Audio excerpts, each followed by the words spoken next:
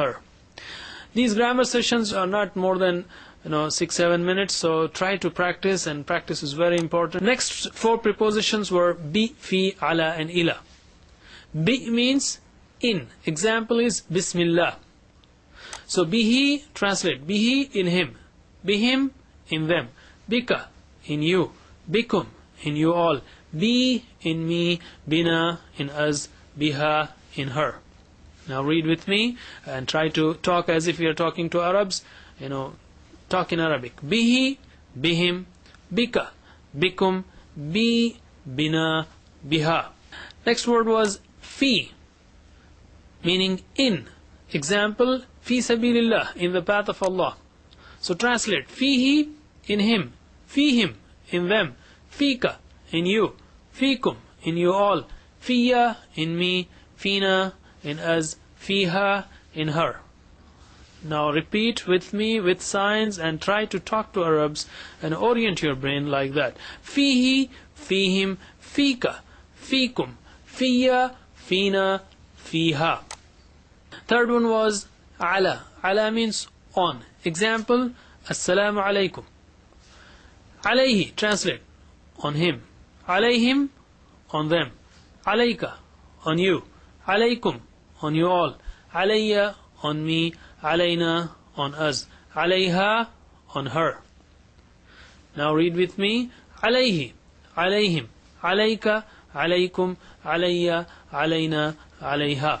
And lastly it was ila, means to, a two-word. Example, inna lillahi wa inna ilayhi raji'un. So translate, ilayhi, to him, ilayhim, to them, ilayka, to you, ilaykum, to you all, ilayya, to me, ilayna, to us, ilayha, to her.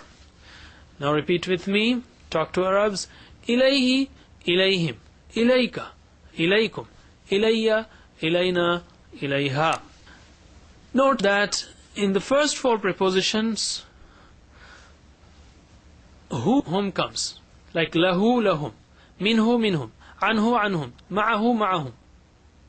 In the next four prepositions, he, him comes, bihi, bihim, fihi, fihim, alayhi, alayhim, ilayhi, ilayhim.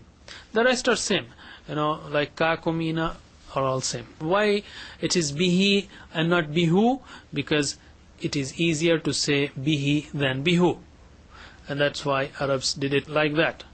Now in prepositions, today we will learn four important points. Point number 1. Each language has its own preposition when it comes with a verb or verbal noun. For example, we say amantu billah. In English it will be I believed in Allah. But in Urdu, for example, it says my Allah par iman laya. It doesn't mean that the meaning of in is per or on. In Urdu it is on. In English it is in. And in Arabic it is bi. Each language has its own preposition when it comes with a verb. So if you see that a preposition is translated differently, just look at the action that is being described, and in your language the preposition for that action will be used when you translate. For example, when you say amantu billah, is matching here, but in Urdu, for example, it doesn't match. But when you talk of belief, we say in Urdu per, which is on. Second point is, sometimes you need preposition in Arabic, but you don't need in another one. For example, يَدْخُلُونَ فِي دِينِ اللَّهِ. We have already studied this in Surah An-Nasr.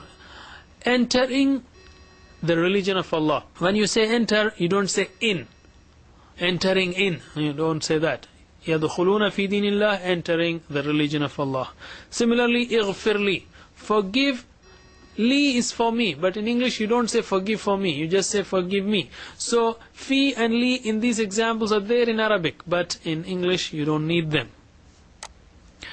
Third point is, sometimes you don't have preposition in Arabic, but it is necessary in another language. For example, warhamni, wa and irham, have mercy, ni, me. But in English you have to add on and have mercy on me. Similarly, there are the examples, qini adabak, save me adabaka, your punishment. you have to add from. Save me from your punishment.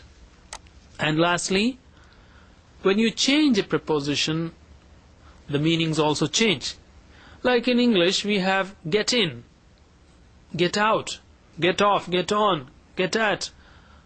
Same thing is true in Arabic. Also, when you add a preposition to a verb, the meaning changes. For example, get a book, get in the room. So you added in and the meaning changes. An example in Arabic is salli. Salli means pray. And salli ala Muhammad means send peace on Muhammad sallallahu alayhi wasallam. Coming to learning tip, when I give lectures, in different new places, I will ask them, how will you remember me? Suppose if I am in a new city, I will say, even though I have my own office, my own house, and I go to a masjid, but those people who are looking at me in that meeting, they will always refer to, whenever they will see me, after 5 months, 6 months, after a month, they will remember the first meeting.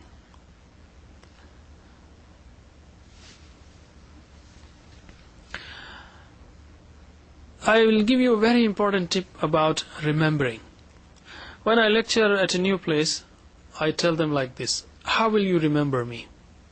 If you see me after 1 month in some other place, as soon as you see me, your brain will say, oh, I have seen this person somewhere. And even though it may be some other time in some other place, your brain will bring this picture of this session in which I am lecturing and will say, oh yeah, this is the teacher of Arabic. I tell them that you may have seen me earlier, but today is a conscious meeting between us, and this meeting has defined my reference. This meeting has helped you remember me, much better. Similarly, how will you remember the meaning of a new word? With reference to an example in which you have understood the word. You may have read that before, but without understanding. For example, we said in. In means if. If you remember the example, inshallah, then it is much easier to remember the meanings. This is a very important secret. Every example given in this course for the 100 words is simple, familiar, spiritual or emotional, and repeatedly used, because you use them in your daily prayers. So we learn the meanings of new words by remembering their examples so that they can easily be recalled, easily be memorized. If you forget me and if someone is with you and you say, oh, who is this person? Then he will remind you of the first meeting. Oh, he is the one who was lecturing Arabic. Similarly, if you forget the meaning of a word, all you have to do is just remember the example. Like I said, if you forget in, just try to remember the example, inshallah. Or if you are confused between in and inna, remember the examples, inna Allah ma'as sabirin, inshallah, and you will recall the meanings immediately. That's all for today. We stop here. May Allah subhanahu wa ta'ala give us tawfiq to fulfill all the rights of the Quran. Subhanallah wa bihamdi, subhanakallahumma wa bihamdika, nashhadu an la ilaha illa anta, nastaghfiruka wa natubu ilayk.